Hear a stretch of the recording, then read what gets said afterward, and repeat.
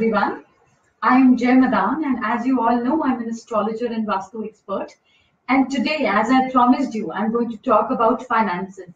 What are your issues? So we have somebody from Women's Era team today, and we have your questions in front. So let's see what are the questions and what answers you get. Hi. We got a lot of questions on Women's Era Facebook page. Okay. And in a nutshell, one of the biggest questions and queries from readers was, I'm able to earn well, but not able to retain my income and convert it into wealth. What should I do? See what problem I face, because with me I can talk about energy, I can talk about things that people face or issues that people face. I have seen a lot of people, in their house, they have no place to store wealth. Earlier when we used to see movies, we used to watch movies. So all those old Marwaris, Lalas used to have a big safe in the house and keep money in a very, very nice way. The whole idea is diminished now. People don't have anything in their house to store wealth. Everything is in the bank. Perfect. But in your house, at least keep a small box, a small safe, something to keep your wealth. Suppose if you want a guest to come to your house, suppose you want me to visit your house, and if there is no guest bedroom, I'm sorry, but I cannot stay in your house. Similarly, money, cash is energy. We say we cannot, money is like, people say it's like sand. You cannot retain it more than your hand. It goes on and on. It's an energy flow. But you need something to store that energy. We cannot have sand in our hands, but we can have sand in a box. So similarly, if you have no place in your house to keep wealth, trust me, you will never be able to retain wealth. So for that, create a space. Create a beautiful space for Mahalakshmi in our country. We have given departments to every gods and goddesses. Other than that, every asset, every animal is related to god and goddesses, because we have to have respect for them. If you don't have respect for money, trust me, money is never going to come. Have you ever seen those old conductors holding money, like paper flips, like fans in their hand? And no conductor has ever been rich, sorry, except Rajnikantji, but that also he became once he changed his profession. Similarly, if you keep money like a conductor in your wallet, people fold money, women throw money in their bags, and then at the end of the month they cry, we don't have money. How do you keep money? If you keep your boyfriend like that, will you ever be able to retain him? So money is something so divine. You can't just keep throwing money here and there and then cry that you don't have money. Respect money. Treat money like a person, and trust me, the money is going to give back same love to you. The next question is, how to avoid business losses, especially for people who are doing small and medium businesses? Because we got a lot of questions, people asking how to avoid business losses. See, one major thing that I have seen people doing false when I talk about their houses, their offices, is that people keep papers of property, people keep papers of wealth, which is investments, mutual funds, and they keep their bills together. If you are keeping a plus and a minus sign, it is going to be minus. Always keep separate drawers for your bills, what you're going to pay, or your expenditures and your, whatever you're going to do for income tax filing and all that.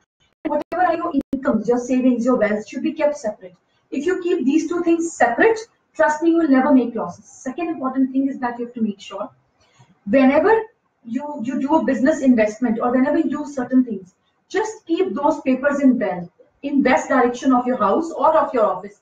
That is the direction of stability. That is a heavy direction. Try keeping it for 1 month and see the difference. I always tell people, never follow anybody blindly. Try it and then see the change. Is it okay to keep checkbooks and wealth papers together? Yes, because only if your checkbooks are used for your investments. If your checkbooks are to pay off bills, then no. The next question is interesting. There is a person who has a lot of money from his uncle. Okay. Uncle is deceased. There's a dispute in the family of uncle after his death. And the person cannot decide what to do with the money, how to dispose it to the family, and what will eventually happen to it. What should a person do in such a situation? This reminds me of a movie, Mala Mala. Very, very ideal situation, I would say. But if you ask me and I put myself, what should you think about the whole situation? If you think somebody doesn't deserve it, never give them back.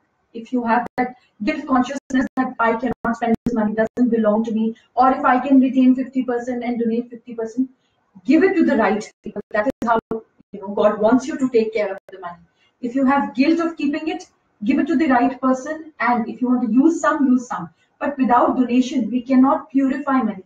That is why all the religions, I tell people, be spiritual. It's not important to be religious. Every religion talks about teething, tithing. I mean, that means you have to donate 1%, 5%, 10% to purify money, because money is like fire. If it is in the temple, you worship, haath jodte in front of a diya. But in case it is fire in the forest, you run away. Similar is the case of money. Once money is purified, it will never go into hospitals, loans, into diseases, medicines. Always purify money. Donate it to the right person. The next question is that there are people who have given money to their friends and relatives for a certain purpose, but it has been used for another purpose. And when confronted, they say that you've given us the money and, that is none of your business.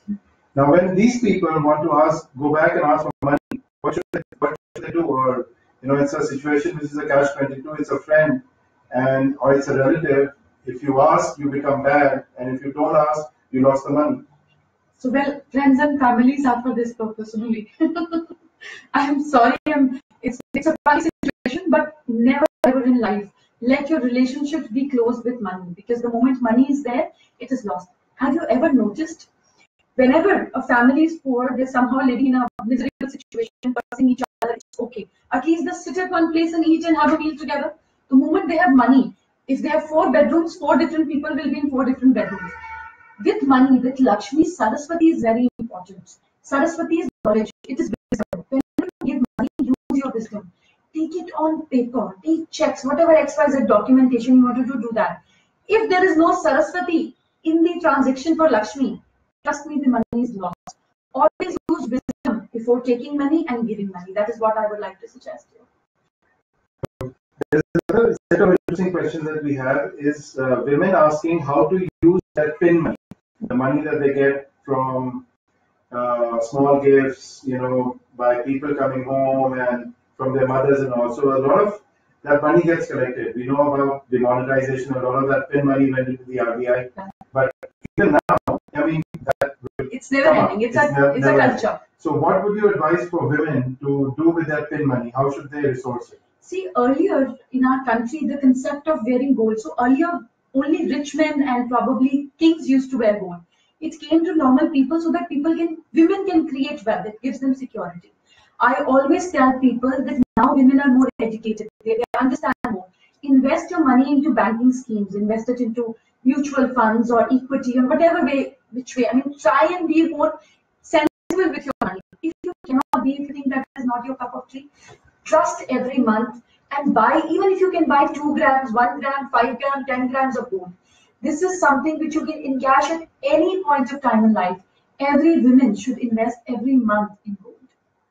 Any other interesting tips to enhance the amount of wealth that you have or create more money out of money that you have? But there's something that comes out of my experience is that red color is very, very powerful. When we talk about Mahalakshmi, why was that our saints or our sages give red color to Lakshmi? We've always seen Mahalakshmi wearing a pink, bright pink, a fuchsia or a red sari.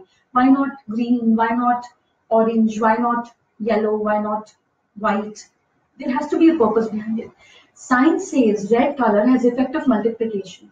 If a cancer patient is using too much of red, in red ambience, wearing red, drinking from red bottle or maybe eating in red utensils, the chances of increasing the cancer cells are much more, because red is the color of multiplication. Now use this tip wisely.